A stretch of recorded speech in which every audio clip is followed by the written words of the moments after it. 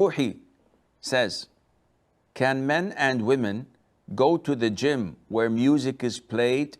And what is the dress code a woman must observe while gymming in front of other women? So this question is divided into two questions. The first one is, what is the ruling in going to a gym that has music? We know that listening to music is prohibited in Islam. And this is backed by the Quran, backed by the authentic hadith, which is in Bukhari and elsewhere, which is totally authentic, and backed by the consensus of the four schools of thought that music is prohibited in Islam. Whether it is Mozart, Beethoven, or R&B, jazz, rock, heavy metal, blues, all are the same. Any musical instrument is prohibited in Islam. Not that Islam does not like arts, but Islam prevents whatever corrupts the heart. How can music corrupt the heart? Well, it influences you negatively. Some say positively. It influences you at the end of the day. It changes and transforms you to a different person. If you go and look at those who do aerobics, you would feel the energy in them when they're listening to music. But once you turn it off, 40% of their energy is gone. Where did this energy come from in the first place?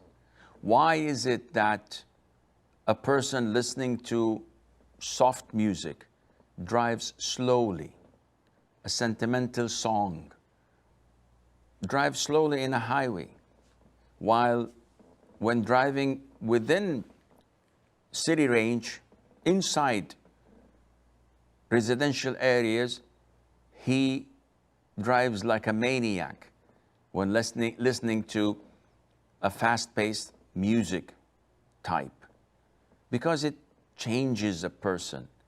And the vast majority of songs nowadays, they ask you to do heinous and haram things, like love making, like talking about body parts of women, like violence and killing, etc.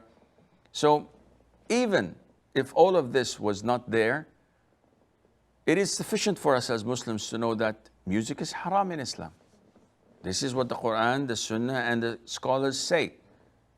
So we don't have to argue a lot, because we have to submit to Allah the Almighty and to the instruction of our Prophet sallallahu alaihi wasallam.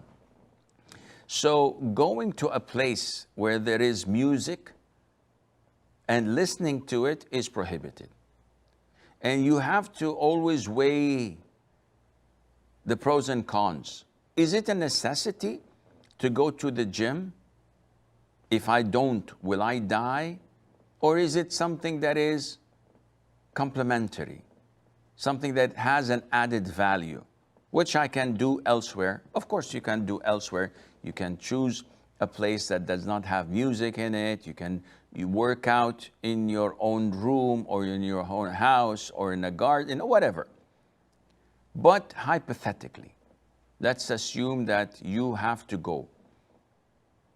Then listening to music is haram. Instruct them to turn it off. Most likely they won't, but you give it a try. If not, then you have to put these headsets that isolate the outside noise totally. And you can listen to Quran, you can listen to a lecture, you can listen to the news, anything that is halal, but to keep you out of being engaged in listening to music. This is as far as part one goes.